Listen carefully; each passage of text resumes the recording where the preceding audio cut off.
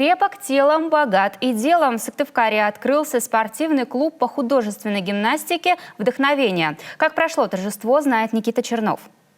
Булавы, ленты, обручи – все это есть в новом спортивном клубе по художественной гимнастике «Вдохновение», который распахнул свои двери в минувшее воскресенье и уже успел набрать будущих гимнасток. Очень хотели сделать такое что-то уникальное, да, что-то необыкновенное, что-то не похожее на все остальные.